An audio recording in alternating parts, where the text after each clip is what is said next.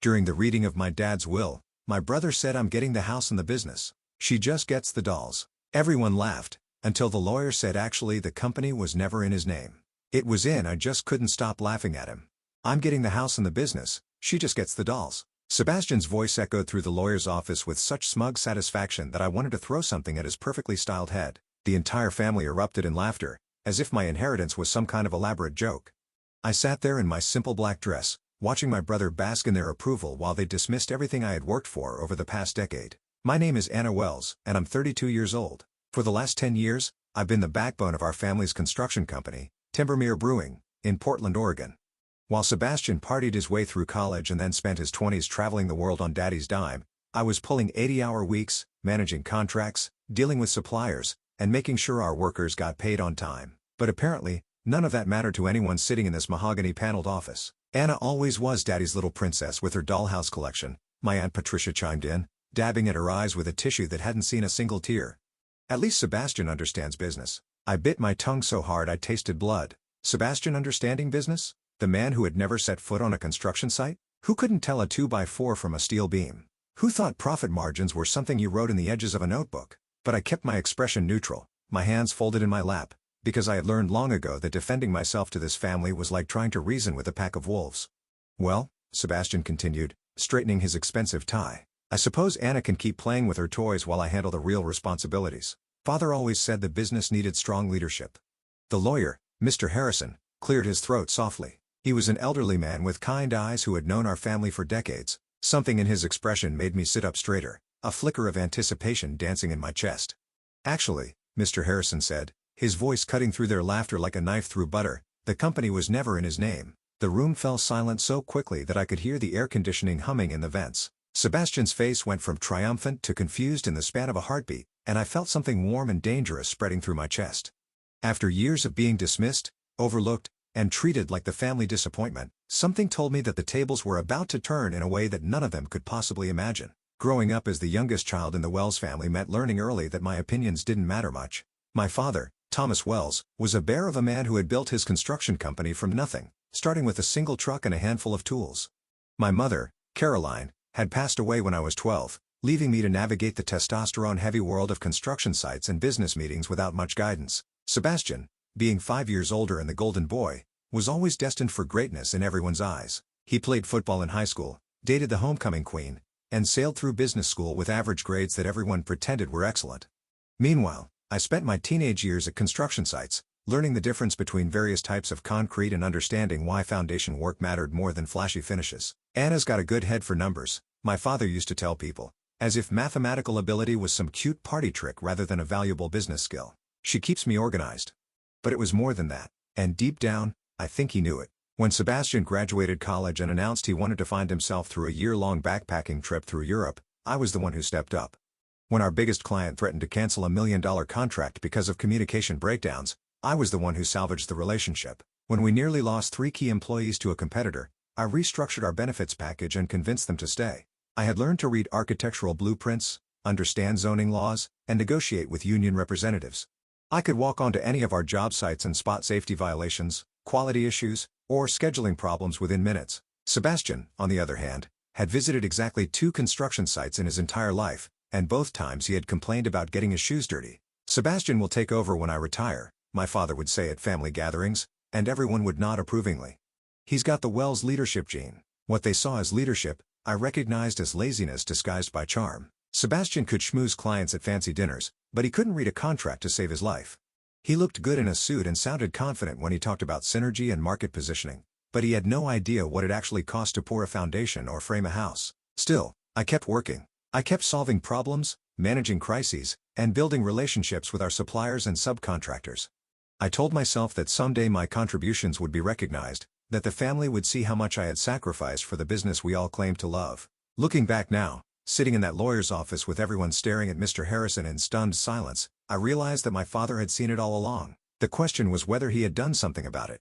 The night my father died, 3 months before this moment in the lawyer's office, I was the one holding his hand in the hospital room. Sebastian was in Miami at some conference that was probably more vacation than business, and by the time he flew back, the funeral arrangements were already made. "You've been my right hand all these years," my father had whispered during one of his lucid moments in those final days.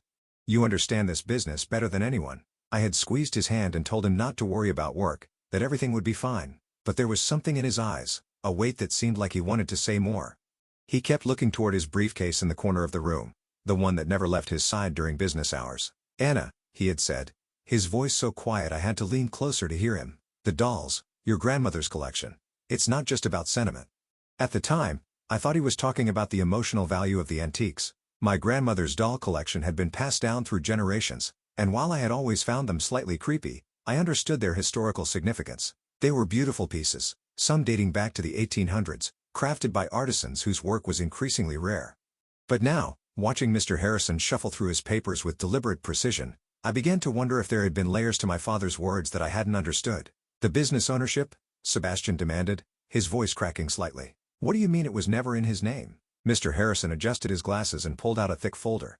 "Your father transferred ownership of Timbermere Brewing to Anna 5 years ago. She has been the legal owner of the company since then, though the transition was kept confidential at Mr. Wells' request." The air in the room seemed to thicken. I could feel my heart pounding against my ribs, but I kept my expression carefully neutral. 5 years ago was when Sebastian had decided to spend 6 months in Thailand, exploring his spiritual side, while I was managing the largest contract in our company's history. "That's impossible," Sebastian said, but his voice lacked conviction. "I'm his son. I'm supposed to inherit the business. The will you're inheriting today pertains to Mr. Wells' personal assets," Mr. Harrison continued calmly. "The house, his personal investments, and various family heirlooms. The business has belonged to Anna since 2019. I finally allowed myself to smile, just a little. Around me, I could see the family exchanging confused glances, their earlier celebration curdling into uncertainty. Sebastian's face had gone pale, and for the first time in my adult life, he was looking at me with something that might have been respect. Or maybe it was fear. "This has to be some kind of mistake," Sebastian said, his voice rising with desperation. "Anna doesn't know anything about running a company. She's just the bookkeeper." The words hit me like a physical blow, but instead of anger, I felt something cold and calculating settle in my chest. After 10 years of being dismissed as just the bookkeeper, the moment of truth had finally arrived. I watched Sebastian's face cycle through disbelief, anger, and growing panic as the reality of his situation began to sink in. "I assure you there's no mistake," Mr. Harrison said, pulling out a legal document thick enough to use as a doorstop. "Ms. Wells has been the sole owner and operator of Timbermere Brewing since September 15, 2019. Your father made this transfer to protect the business from potential creditors, and to ensure continuity of operations under experienced management." Experienced management. The words tasted sweet in my mouth even though I hadn't spoken them. I had spent years listening to Sebastian talk over me in meetings, watching him take credit for projects I had managed from start to finish, and enduring his condescending explanations of business concepts I had mastered before he learned to balance a checkbook. "But I went to business school," Sebastian protested, as if his degree trumped my decade of actual experience. "I have an MBA from Portland State, with a 2.8 GPA, I said quietly, speaking for the first time since Mr. Harrison had dropped his bombshell. "In a program you took 5 years to complete because you kept taking semesters off to find yourself." The family turned to stare at me, as if I had suddenly sprouted wings. Aunt Patricia's mouth fell open, and my cousin Jake actually dropped his coffee cup. It clattered against the hardwood floor, but nobody moved to clean it up. "Anna," my stepmother Diane said sharply, "that's no way to talk to your brother." "You're right," I replied, standing up from my chair for the first time since we had entered the office. "I should probably use his proper title. Sebastian, as the owner of Timbermere Brewing, I want to formally thank you for your years of minimal contribution to our company's success." I could see Sebastian's hands shaking as he processed what I was saying. The golden boy who had always been handed everything, was finally facing a reality where his charm and connections couldn't save him. "This is ridiculous," he said, but his voice lacked its usual confidence. "Father would never." He knew I was going to take over. "We talked about it all the time." "You talked about it," I corrected. He listened. "There's a difference." Mr. Harrison cleared his throat diplomatically. "Perhaps I should explain the full scope of the business transfer. Ms. Wells, your father was very thorough in his documentation. Would you like me to continue reading the details?" I nodded, settling back into my chair. For the first time in years, I felt like I was exactly where I belonged. Around me, the family sat in stunned silence, their earlier celebration forgotten as they struggled to understand how completely they had misread the situation. "The transfer included all business assets, contracts, equipment, and intellectual property," Mr. Harrison continued. "Ms. Wells also assumed all business debts and obligations, which she has been managing successfully for the past 5 years. The company's value has increased by approximately 40% under her leadership." Sebastian made a choking sound. I glanced at him and saw that his face had gone from pale to green around the edges. 40% growth wasn't luck or coincidence. It was the result of careful planning, strategic investments, and countless 18-hour days that he had never bothered to acknowledge. Now, Mr. Harrison said, shall we continue with the personal estate distribution? The personal estate reading felt like watching a slow-motion car crash. Sebastian inherited the family house, which sounded impressive until Mr. Harrison mentioned the outstanding mortgage balance of $300,000. He also received my father's personal investments, which had been severely depleted over the past few years to cover Sebastian's various business ventures and extended vacations. The antique doll collection, Mr. Harrison announced, goes to Anna, along with all associated documentation and appraisals. Sebastian actually laughed, though it sounded more like a bark than an expression of humor. See? I told you she gets the dolls. At least some things make sense. I kept my expression neutral, but inside I was practically vibrating with anticipation. My father's comment about the dolls not being just about sentiment was starting to make perfect sense. During his final days, he had mentioned something about documentation and appraisals, words that had seemed insignificant at the time. Mr. Harrison, I said carefully, could you elaborate on the appraisals? The elderly lawyer smiled, and I caught a hint of mischief in his eyes.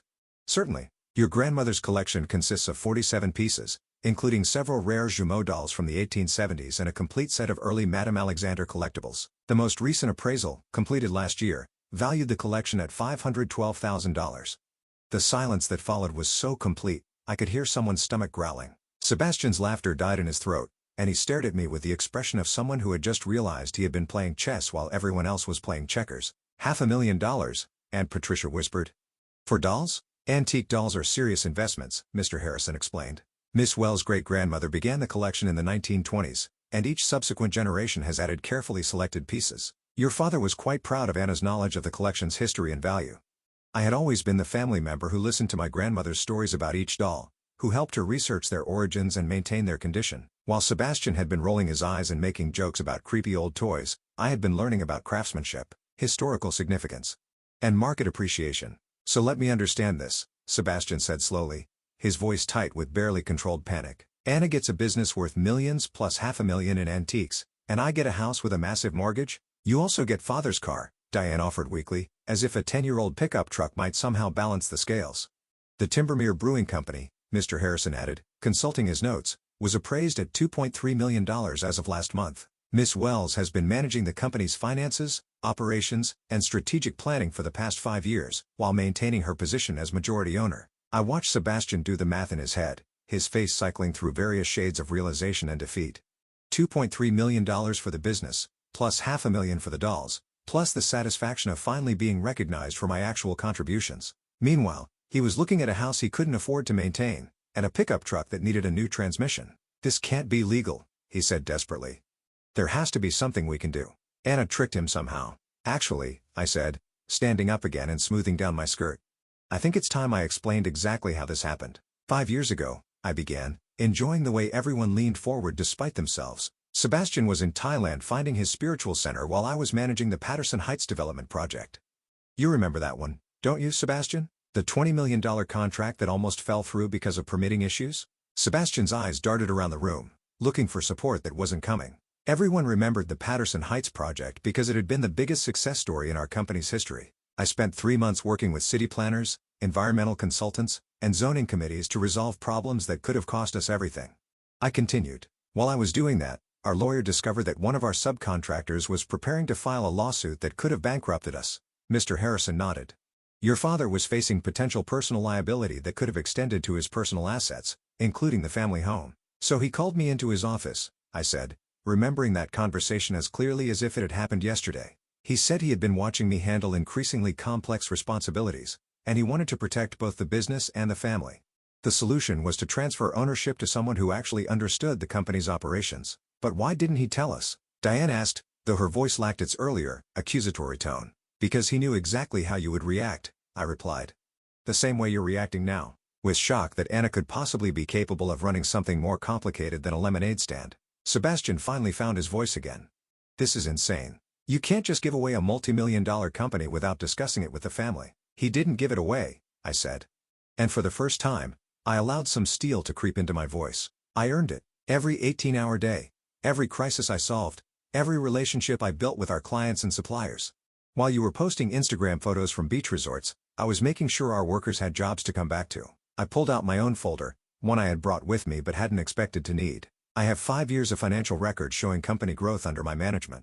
I have testimonials from clients, suppliers, and employees. I have documentation of every major decision I've made, and every problem I've solved. Mr. Harrison looked impressed. Your father mentioned you were thorough, but I didn't realize you had compiled such comprehensive records. I learned early that in this family, you need to document everything if you want anyone to believe you actually did it, I said, glancing meaningfully at Sebastian. Too many times I watched someone else take credit for my work. The room fell silent again, but this time it felt different. Instead of the shocked silence of people processing unexpected news, this was the uncomfortable quiet of people realizing they had been wrong about something fundamental. So what happens now? Sebastian asked. His voice barely above a whisper. I looked at my brother, this man who had spent 37 years coasting on charm and family connections, who had never questioned his right to inherit everything our father had built. For a moment, I almost felt sorry for him.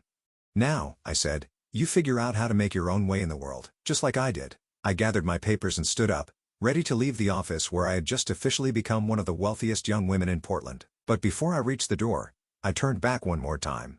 Oh, and Sebastian, the business isn't hiring right now. The aftermath of the will reading was everything I had dreamed of and more. Sebastian stumbled out of Mr. Harrison's office looking like he had been hit by a freight train, while Aunt Patricia and Diane whispered furiously in the hallway about unfair surprises and ungrateful children. I walked past them all with my head held high, carrying the folder that contained 5 years of documentation, proving I had earned every penny of my inheritance. Anna, wait! Sebastian called after me as I reached the elevator. His voice had lost all its earlier arrogance, replaced by something that sounded almost like desperation. We need to talk about this. I turned to face him, noting how his expensive suit suddenly looked shabby and his perfect hair appeared disheveled. What exactly do you want to talk about, Sebastian? How you never once asked about my work? How you assumed you deserved to inherit a business you never bothered to understand? Or how you just spent the last hour insulting my intelligence in front of our entire family? He opened his mouth, then closed it again, apparently realizing that any answer he gave would only make things worse for him. You know what the funny thing is? I continued, stepping into the elevator. I actually would have been willing to work with you. If you had ever shown even a tiny bit of respect for what I do, or taken 5 minutes to learn about the business, we could have been partners. But you were too busy being handed everything to notice that someone else was doing all the work. The elevator doors started to close, and Sebastian made a half-hearted attempt to follow me, but I held up my hand. Don't, I said firmly.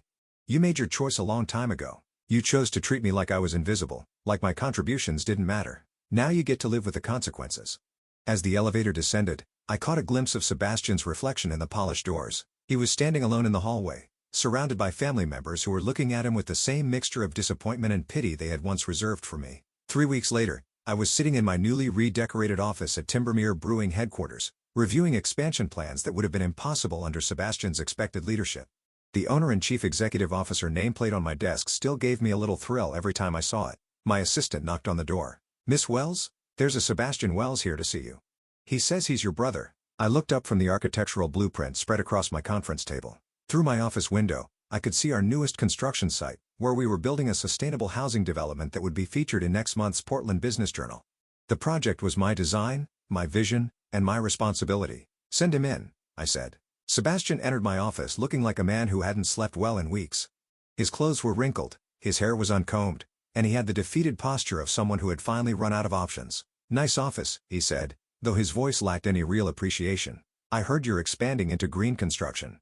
We are, I replied, not bothering to stand up or offer him a chair. It's a growing market, and we're positioned to be regional leaders in sustainable building practices. He nodded slowly, his eyes taking in the awards on my walls, the photos of completed projects, and the architectural certificates I had earned while he was busy traveling the world. Anna, he said finally, I need a job. The words hung in the air between us, and I realized that this was the moment I had been unconsciously waiting for. Sebastian Wells, the golden boy who had never worked a day in his life, was asking his little sister for employment. I'm sorry, I said, and meant it, but we're not hiring. Sebastian's life unraveled quickly after the will reading, as word spread through Portland's business community about the dramatic reversal of fortune at Timbermere Brewing. His reputation as a future business leader crumbled when people learned he had expected to inherit a company that his sister had actually been running for years, while his lack of real experience became painfully obvious when he tried to find employment in construction or development firms that knew the Wells family history. The family house became a financial burden he couldn't manage, forcing him to take a job as a sales associate at a car dealership while struggling to make mortgage payments on a property he couldn't afford to maintain.